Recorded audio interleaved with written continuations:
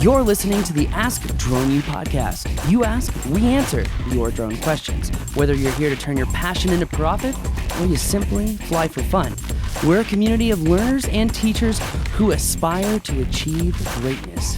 We are Drone U. Hey everyone, and welcome to another epic episode of Ask Drone U. Thank you for attending. As always, we really do appreciate you listening in, and we really appreciate those questions. And as always, my name is Paul. And as always, that's true. My name is Rob, and yes, we do thank you. Hope you're having a great day. It's always good to be here hanging out with you guys. Thank you for hanging out with us. We are excited today. I forget which question we're hitting first, so I can't really remember what we're going to be talking about. But I do want to say a big special thank you to everyone who attended the Las Vegas mapping class. We have decided to add another day to the mapping classes because it seems like people really want... You guys have heard me say that people actually... I think I read the review on the show last week about how people love the Pix 4D class but love our class more because of the acquisition. You actually get to fly. You learn the relationships between flying and processing. But we're going to take that even further. We're going to be adding another day on how you sell your maps, what deliverables go to who, and then how to create some of those deliverables. So for some of those things, we're going to go over the entire workflow of how to create a volumetric measurement and deliver it, how to create linear measurements and deliver those. In addition, we're going to be going over the different GPS systems used to create precision maps. So thanks to the grace of Propeller Arrow, they are going to be providing us with new arrow points for the class. So we're going to be going over PPK versus RTK, when RTK is a great method to be used. We're going to be showcasing a traditional system of RTK with the RS-18 by Leica. It is about a $31,000 system that you'll have the opportunity to use on the fourth day to kind of get a sense of how things work. In addition, it'll really provide everyone with a basic, a better basic workflow, right? We have 2 days of processing class, a day of acquisition, and now a day of, okay, let's get down to business. Mm-hmm. So I think people are going to really like it. Yeah. So make sure you check that out. In fact, I'm just going to create a bit.ly link right now for this so that's really easy to get to so that all of you can find our mapping classes. They are on the website. DroneU.education. You can click on events and you'll see all the upcoming mapping classes. But if you are familiar with Bitly, just go to bit.ly/DroneU mapping classes and you will see the list of mapping classes that we have set up for this year. We've got Orlando, Dallas, and Seattle. And then we've got an NTSB class that you might want to add here in May. And very shortly, we will be adding new classes. In fact, you know what, Rob? Executive decision. We're going to do a mapping class in Hawaii. On that bombshell, let's hear today's question. Hi, my name is Donahue Needham. I am setting up a drone video mapping business here and just wanted some information on mapping software that I could use for like utility companies to map, like all their utility poles for cell sites all over my country.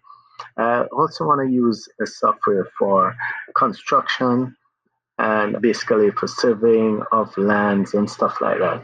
Can you direct me to one or two software that would best work with that type of setup, and also the necessary hardware devices that I probably need to use or attach to my drone? I've just purchased a brand new drone, Inspire 2 Pro. Thank you.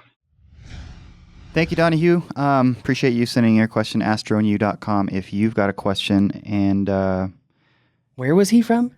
He didn't say. Sounds like he's from, well, I don't want to guess because I don't want anyone to think that I'm just like generalizing, but it sounds like he may not be living in the United States, and I think that's really cool. No, he's not. He said from my country, so I know he's not in the U.S. Well, I'm pretty sure he's not in the U.S.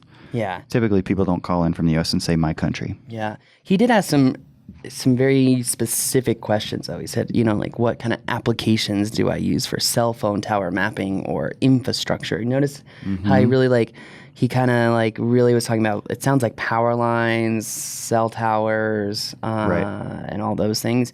Okay, so on our new webpage that's coming out, I actually just emailed Tim to find out when this will be up. We have this section where it's called software, and it talks about how there are 3 different kinds of software. There's acquisition software, there's processing software, there's all-in-one software. In fact, I'm pretty sure I called these applications, and it's been changed to software, but that's fine. No big deal. Close enough. Close enough. Here's the thing. Is there an application or software to help you with mapping cell phone towers? Yes, there is. In fact, PJ had mentioned it, I believe, in his cell phone tower mapping class. It's on the DroneU website. It's free to members. But that being said, Rob, I think that would limit him just to towers, right? And as a drone business, you don't really want to limit yourself unless you've figured out your niche, right? Yeah, absolutely. I mean, particularly as young as this industry is, it's always changing. You definitely want to stay flexible, I think. So the software that PJ mentions in that class is specific to cell towers? Is that what you're saying? No, there is. He mentions a specific cell phone tower application that's for processing. What is it called? It's for processing images. But we also go over a very specific application for acquiring those images. Gotcha. And that application is Ground Station Pro, because Ground Station Pro has a very good, it's called vertical orbit mode. Okay. It's pretty much the same thing as what 3DR's perimeter scan is, except it doesn't cost $15,000 to use it. It's $10.99. No comment, yeah. Anyway, with that said, I think it's really important to understand that there are different kinds of software, different kinds of application. There's acquisition applications, processing applications, and all-in-one applications. All-in-one software applications is like DroneDeploy, right? Fly it, throw it up, get your map back. Which continues to get stronger as a platform, it sounds like. DroneDeploy? Yeah. I just think they have the best marketing. They murder marketing. They do a really good job. But I also think they confuse the crap out of people. Because it's just do you need, and I mean Tony and whatever his wife's name is on YouTube, they're like, what is drone mapping? And they only talk about DroneDeploy. And it's this is why photographers should not be doing tutorials on photogrammetry, because you don't know what the hell you're talking about. At least not without a deep dive. Yeah, but we got a video coming out on that soon, so it doesn't matter. Anyway, let's talk about this. In order for him to not limit his options, I would, again, recommend looking at a processing software that can process images from all different kinds of acquisition. I wouldn't limit myself to an all-in-one solution, because I don't think that you can build a reliable business on an all-in-one solution. You've got to have some customization. You've got to be able to control variables when you're processing these maps. I've also found, and I think it's really important to say this, that it's about half and half, 50-50, with companies that are actually using maps for inspections and just using pictures for inspections. Now, luckily, our friend here has the best drone possible to do inspections and mapping combined, right? I couldn't say that about the Phantom, because the Phantom does not have an interchangeable lens option, right? Right. Now, with the Inspire 2, the only camera that he can map with is the X4S. Okay. But if he is working inspections, he is most likely going to be able to use the Inspire 2 X7. Why? Well, the X7 has interchangeable lenses, right? The X7 also has lenses like the 50 millimeter lens that can allow a pilot to fly further away from infrastructure without causing potential harm. Right. So he's got a great drone. It's going to be costly to do mapping, though. I mean, let's be real here. If I want to map an area with a Phantom 4 Pro, let's say a baseball stadium, it's going to take me, I know for a fact, 4 batteries, right? 4 batteries. Let's say they're 150 a pop for Paul's simplistic math mind, which means you're spending $600 on batteries, right? Sure. Well, now it's going to be $380 per set of batteries for the Inspire 2 to pretty much get the same flight time. So multiply that by 4, and you're now looking, over 4 figures. It's significantly more expensive. Yes, you have redundancy, but do you really need to be flying that big of a bird?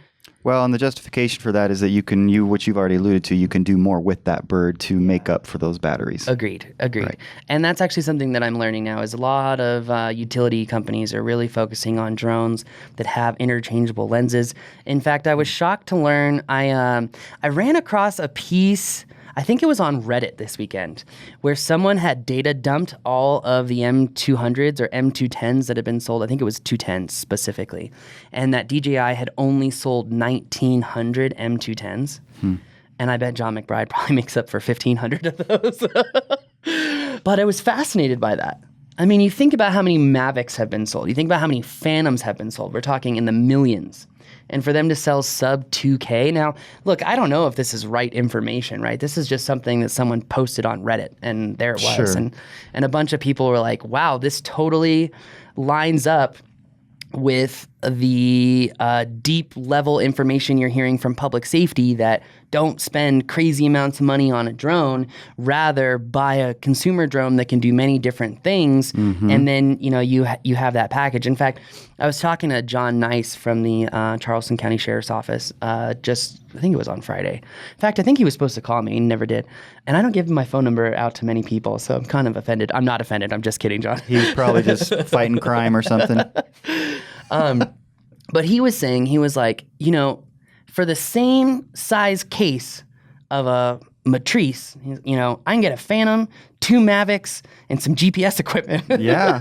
And it's like, Well, and when you think about, so we had another question that we may get to here on the podcast, and the gentleman says that my brother, this might be too extreme, but my brother uses a Phantom 3 Pro, and he gets pretty good stuff out of that. yeah, and that was for mapping, and I would say that is definitely the most flawed thing I've heard in a while. Well, but the point is, they're looking at this visually, and they're doing some models with it, and it's doing fine, right? Yes, it's mapping, it's a little bit different, but the point is, a lot of folks are accomplishing a lot with a little.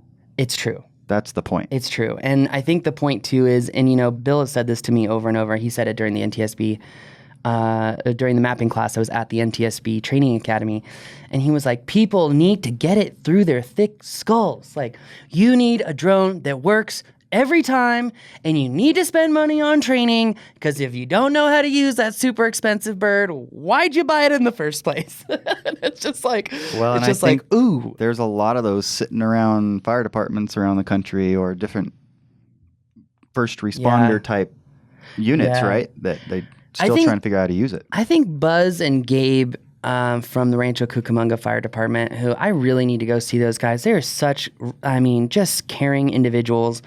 And I never realized how much power and how much emphasis goes into when a firefighter really likes you as a person. That's actually saying a lot.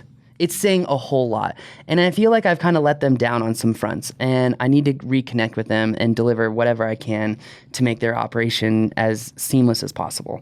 That being said, they told me this was 2015, or was it? No, it was 2016. 2016 we went to Rancho Cucamonga? Might have been the beginning of 2017 before you actually got out there. It was winter. I remember that for sure. Anyway, he said, look, Paul, he's like, we got to be real here, man. There's only so much space in these trucks. There is only so much space in our vehicles that we can actually put these drones in. And we're getting off on this tangent on the fact that people don't have a lot of space. They need something practical, and we're seeing a lot of people just move into that practical realm. That being said, for this particular instance, for our question caller, I think an Inspire 2 is great. I think it's good to answer his question of what type of software should I be using. Look, for acquisition software, when you're mapping tall, skinny structures, the best application to help you do that and do that well every single time is Ground Station Pro. You have to buy the app. You go in there, and then you go into vertical orbit mode. That's an extra buy. It's $10. Buy it. It will really help you. We have a whole class on how to use this on the website. So if you're a member, it's literally for free. It's all you. Is that in the new class? No, that's in the old class. Oh, okay. Yeah. So in the new class, we talk about Pix4D, Capture, and we talk about MapsMadeEasy. So, dude, do you know how deep I want to go on this mapping class? Like, we have a great mapping class, and we have a new, even better mapping class that someone just left us a review on because I just gave that class in Las Vegas. And they said, you cannot literally compare the old class to the new class. It is unbelievably more detailed, unbelievably easier to follow. The depth of information is unreal. Like, it's like comparing apples to oranges. Right. And that really made me feel good because I put my heart and soul into this. Yeah. That being said, I could keep going and going and going and going and going and going and going. We just uploaded, I think it was over 100 videos last week. And Joel just told me, because I was like, hey, someone's asking about when the mapping class is going to be uploaded to the site. And he's like, it's in motion. Day 1 and day 2 are uploaded. I was like, yay. Yay. Okay, good. On Wistia. So good. It's up to Tim to give everyone access. Awesome. That being said, let's answer his question. Acquisition. If we're talking about infrastructure, large poles, Ground Station Pro, you're going to need an iPad. Unfortunately, it's not available on a phone. I don't know if it's available on a CrystalSky. This Ground Station Pro is different from the Ground Station Pro that's being used on the DJI Phantom 4 RTK. Another great application for him would be MapsMadeEasy, because if he is doing, let's say he's doing power lines and he's got a large elevation gain, then he's going to need something with terrain awareness. MapsMadeEasy is the only application that has terrain awareness, although it's because he's in another country and we don't know which country he's in, that may not work for him. Because interesting, every system is different. I mean, we talk about this in our mapping class. You know, you got to understand there are different GPS constellations. There are different navigational systems. The way that, even the way that we do state plane coordinate systems is different. Like, everything is different. So, to have, literally, I'm so honored that Greg came to our mapping class from Belgium, because it says a lot about the quality of the content. But that being said, I feel like we could also create a whole nother class on if you were mapping in the metric system. Absolutely. I mean, it's so different. Like the coordinate systems, the GPS, like the outputs, the scale, like everything. Put it on the list. Yeah, right. Now, as far as processing software is concerned, I think that he's going to get the best out of Pix40 Capture. In the DroneU community on Facebook, we have a document listed in there that actually talks statistically about the accuracy of Pix40 versus things like Agisoft. But I hear Agisoft is coming out with a new platform for photogrammetry, which I'm going to be deep diving in. It's called Metashape, and I'm really excited about it. Very cool. Love competition. Yeah, competition is a great thing. So right now that is called PhotoScan, but it is soon going to be Metashape. Anyway, long story short, you can use DroneDeploy. It's an all-in-one system. You're going to map with that system. You're not going to have nearly as much flexibility in your acquisition plans, as well as your processing options, as well as your deliverables.